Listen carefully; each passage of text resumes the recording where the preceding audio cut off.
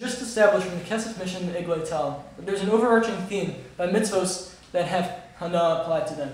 So, like Talmud Torah and Matzah. So in those cases, according to the Rambam, so mitzvahs shrichas kavanah will not apply to them because of their exclusivity with hana. So because they have hana, therefore mitzvahs shrichas kavanah will not apply by them, and therefore shelo lishma bo lishma will work by them.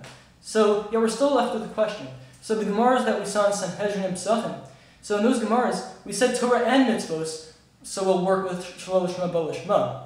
So how is it possible? On what basis can the Gemara possibly say that mitzvos will work by shelo lishma bo lishma?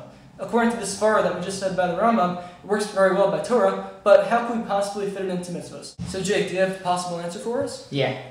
So, up until this point in our kasha, we were assuming that the Gemara was holding of the concept mitzvahs trichas kavanah, like the Rambam did. If a mitzvah needs kavanah, as we explained earlier, then if one does it shelo lishma, he won't have enough kavanah to be yotzei the mitzvah, and therefore he's just doing a ma'aseh mitzvah, and he's not being yotzei, and he's not getting schar for it. So therefore, the Rambam would say, oh, if he's not getting enough schar for it, if he's not being yotzei, then it's no good. It's just a ma'aseh mitzvah. We're not going to say mitoch shelo lishma bo lishma. Now, what Hillel and I are trying to suggest now is that perhaps the Gemara holds of a concept mitzvahs lav trichas kavanah. Now, if mitzvahs don't need kavanah, then we have no problem. Mitzvahs don't need kavanah, and you can be yotzei without kavanah. So you have a guy doing a mitzvah, he's not having proper kavanah, but he's still yotzei the mitzvah. And why is that significant for us? Because if the guy is still being yotzei the mitzvah, even if he doesn't have proper kavanah, then if he's doing a mitzvah shelo lishma, everything will be fine. He's doing shelo lishma, okay, he's not doing the mitzvah the best way possible, which is unfortunate, but he's still being yotzei the mitzvah, and we'll say mitoch shelo lishma bo lishma. Hopefully in the future, he'll do it the best way possible. So, the first answer will be, if we hold the concept of mitzvahs lav trichas kavanah, then it works out perfectly. And the Gemara will therefore work out, and that's our first answer. If we hold mitzvahs lav trichas kavanah, then there's no problem, and we should include mitzvahs in the Gemara. Right. Another possible approach is that maybe our Gemara really does hold mitzvahs trichas kavanah. So if so the problem that we need to fix is actually being yotzei the mitzvah. So maybe you could sort of balance it out, and here's how. So maybe you could say that our Gemara is dealing with a case where a person is doing a ma'aseh mitzvah, but he's not actually being yotzei that ma'aseh mitzvah. But why? Because it's not lishma, it's lo lishma. However, how can this be fixed? So later on, because of this mitzvah that's not being performed lishma, he'll go on to do a mitzvah that will actually be done lishma. So what's an example of this? So let's say by Balak, which was the example that was brought down in our Gemara in Sanhedrin. So obviously, he was just doing this act. It was totally lo lishma. He was trying to, curse the Jews. And obviously, like by, begging Hashem and bringing these karbonos, it wasn't lishma at all. Yet we see that Rus, David, and Shlomo came from him. And they, brought karbonos lishma. So what happened in this situation was that Balak's situation was retroactively clarified by the acts of David and Shlomo. Therefore, if the ma'aseh mitzvah itself is totally empty, and that you're not going to be yotzei at all because it's lo lishma, yet we're still going to say mitzvah is trichas kavanah. So if you don't have kavanah, you're not going to be yotzei. But later on, it will lead you to perform a mitzvah that will be performed lishma. Therefore, that original act will be retroactively clarified, and therefore considered a positive act in our eyes. So maybe the most lumdish answer can be found with Jake in this third answer. I like that. Okay. The ma'aseh mitzvah itself is enough to lead to a greater lishma mitzvah. I like it a lot. All right, third answer. We're going to assume, like Hillel just did in the second answer, that mitzvahs trichas kavanah. The Gemara agrees on the concept of mitzvahs trichas kavanah. But how can we answer this kasha? So, we assumed earlier with Iglay Tal that the concepts of mitzvahs trichas kavanah, or just kavanah in general, and doing mitzvahs lishma are intertwined. We said earlier that if a guy is doing a mitzvah lo lishma, he's not having proper kavanah, he won't be yotzei. I'm trying to revolutionize what we thought previously, and I'm gonna add something new. I'm gonna suggest a case.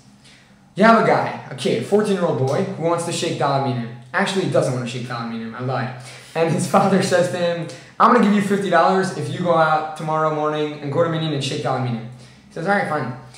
He goes to minyan, he grabs his daled minim, and we know in the back of his mind, he just wants that $50 to, enter a fantasy football league. You should never know from that, Jake. You should never know from that. Yeah, second clear for another time. But yeah, he wants his $50, fine. So he goes and he shakes daled minim. So that would be considered mitzvah shelo lishma. But maybe you could say he had enough kavanah there. Like, for example, if we go tap into his mind, maybe he was thinking to do the mitzvah. Maybe there's a case where he's doing it shalol lishma, he's doing it for the money, but he still has enough kavanah to be yotzei the mitzvah within mitzvahs tzrichas kavanah. Now, how would that help our issue? So we hold mitzvahs tzrichas kavanah. The kid does the mitzvah shalol lishma, but he still has some aspect of kavanah that's enough to satisfy the need of mitzvahs tzrichas kavanah, and therefore he'll be yotzei the mitzvah. So, mitzvah shalol lishma, he'll be yotzei. So, mitoch shalol lishma, bal lishma. It works out. He'll be yotzei the lishma, even if he holds mitzvah tzrichas kavanah, because we said he has some sort of aspect of kavanah, and therefore he'll be yotzei the mitzvah, and mitoch shalol lishma, bal lishma. So, quick recap. Hillel, want to start us off with the recap? Yeah.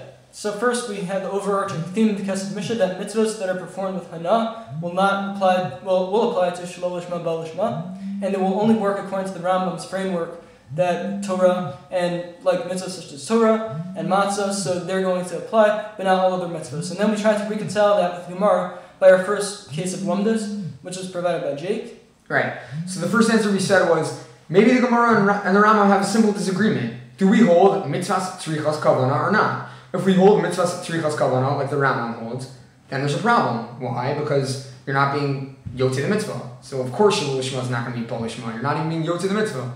But if you hold mitzvahs lav tzrichas kavanah, you're still being yotzei the mitzvah. No problem. You're being yotzei the mitzvah bal lishma because you don't need so much kavanah to be yotzei. And then bal lishma. First answer. Done. Second answer. Yeah, the only difference in the second answer is that now we're applying that the Gemara actually holds mitzvahs tzrichas kavanah. So we could say that if a person performs a mitzvah that's not lishma, so even though he won't be yotzei anything, the fact that it might lead him to do a mitzvah lishma is great, and that later act will retroactively clarify the first one, and that'll make everything positive in that light. Right. Okay, nice.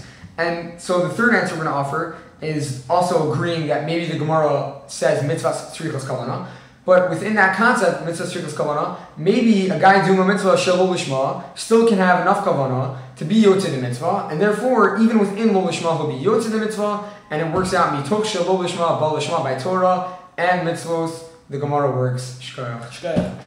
Remember how I made up the concept of mitzvahs lav tzrichas kavanah? Well, I didn't actually make it up. There is a source in Maseches Eruvin, Daf Tzadi Hamid Beis, the 10th parak, Moti Tefillin. It's on page 9 in your source packet.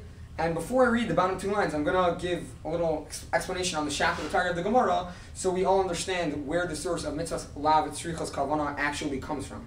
So the Gemara is discussing a case where there are multiple pairs of tefillin in point A, and point A is not the safest place for the tefillin, and the people want to bring the tefillin from point A to point B in order for the tefillin to keep the tefillin safe, for the tefillin's safety.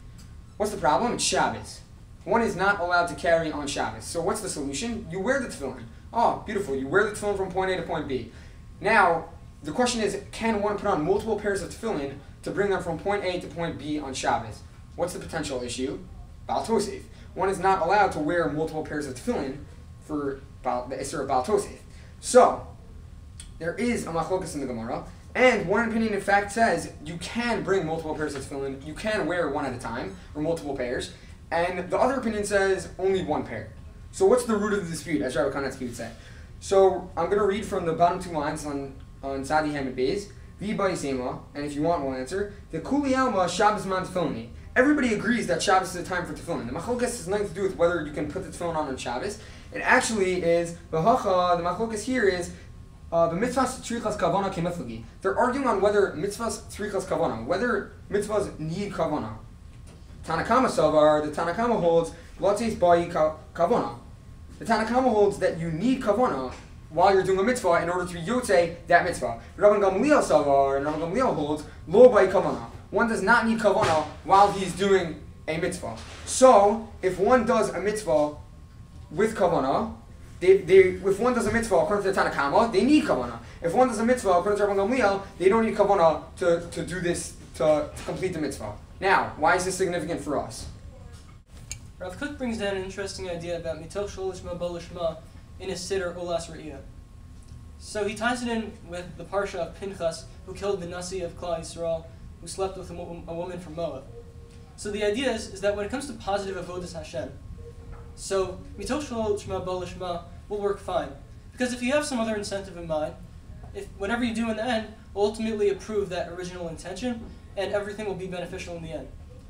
However, there are some acts that are destructive and yet still considered avodas Hashem. A perfect example is from Parshas Pinchas. Pinchas killed this Nasi, yet that stopped this horrible plague of Bnei Yisrael sleeping with these women from Moab.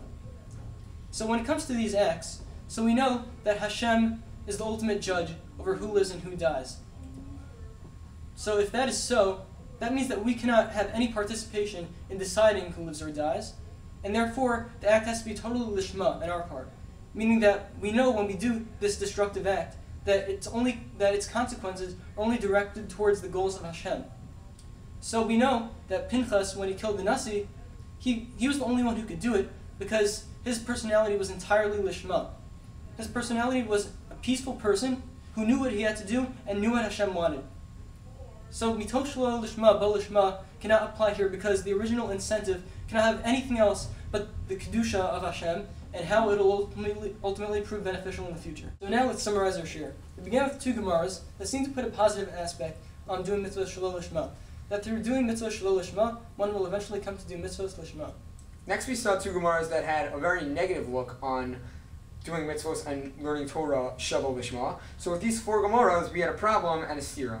So in order to stira, we went to Tosfos and Tainus, who gave a difference in the aspect of lo lishma. So the positive side to this is that one is trying to elevate himself through doing mitzvos, and this is lo lishma, and he'll eventually come to do mitzvos lishma. However, the negative side to this is that one is doing mitzvos for the purpose of putting down other people, and this is definitely a negative aspect. So then we went to the Rambam, who in two places, interestingly, left out doing mitzvos in the concept of shemitoch shelo lishma bo lishma, and he only seemed to emphasize it by Torah. Next we saw the Iglei Tal, who pointed out this kasha that Hillel said. Why does the Rambam choose twice to put in Torah and leave out mitzvos when talking about shemitoch shelo lishma bo lishma? So the Iglei Tal tries to suggest that the Rambam is in fact going lishitaso within his own reasoning because he holds of the concept mitzvahs tzrichos kavana. Why does that affect us? Because if the Rambam holds that one needs kavana to perform a mitzvah, then one performing a mitzvah shelo lishma will not be yotzei the mitzvah because he needs kavanah to be yotzei the mitzvah, and therefore we're not going to say shemitoch shelo lishma bo lishma because it doesn't make any sense. He's not yotzei the mitzvah. We're not going to apply that concept. Then the Iglei Tal sent us to a Rambam in Hilchos Shofar, and this Rambam showed us in fact that the Rambam does hold of the concept mitzvahs tzrichos kavanah. So the Kesef Mishnah commenting on that Rambam explains how mitzvahs that actually give you hana cancel the concept of mitzvahs tzrichos kavanah. And this makes sense why the Rambam would say that Talmud Torah does apply to shemitoch shelo lishma bo lishma. So that a mitzvah that's unique like Talmud Torah, in that it has hana, will not need kavanah. So then we went to tag team lumdus. Tag team lumdus. And we said there, we started out with an initial question. So based on this whole svar we just gave for the Rambam about how Torah will not require kavanah, so that seems to work. But how could the Gemara possibly say that mitzvos will also apply to shemitoch shelo lishma bo lishma? Okay, so our first answer we suggested was perhaps the Gemara doesn't agree with the Rambam that mitzvahs tzrichos kavanah is how we paskin or how we hold. So maybe our Gemara in Pesachim and Sanhedrin really hold to the concept mitzvahs lav tzrichos kavanah, and therefore it makes sense that mitzvah is included in mitoch shelo lishma bo lishma. The second approach that we gave is maybe our Gemaras really do hold of mitzvahs tzrichos kavanah. Therefore, one's initial act of doing the mitzvah shelo lishma will actually not be a mitzvah in itself. It's just an act. But it's an act that is justified by the means, the later fact that comes. The fact that if one does a mitzvah lishma later on, it's going to justify the initial act and make it beneficial. Third answer we tried to suggest was maybe kavanah and lishma are not intertwined like we thought previously. Perhaps one can perform a mitzvah shelo lishma but still have enough kavanah to satisfy the need of mitzvah tzrichos kavanah, and therefore he'll still be yotzei the mitzvah. Mitoch shelo lishma bo lishma works out fine. Next we saw a Gemara in Eruvin that explained that I did not make up mitzvah lav tzrichos kavanah. The concept does exist in Shas. We saw the machlokas Tanna Kama and Rabban Gamliel, and in fact there is such a concept. Next we saw Hillel speaking about Rav Kook. He told us a nice idea. We'd like to conclude now, and I'd like to give a bracha to everyone that in everybody's avodas Hashem, in the upcoming battles, we do all of our Torah and all of our mitzvos lishma, and if we ever come across a challenge where we have to perform them shelo lishma, we understand that the ultimate goal is to complete them lishma, shemitoch shelo lishma, bo lishma. Alright, Yossi. One sec, here. I'm gonna go for it. Molitva.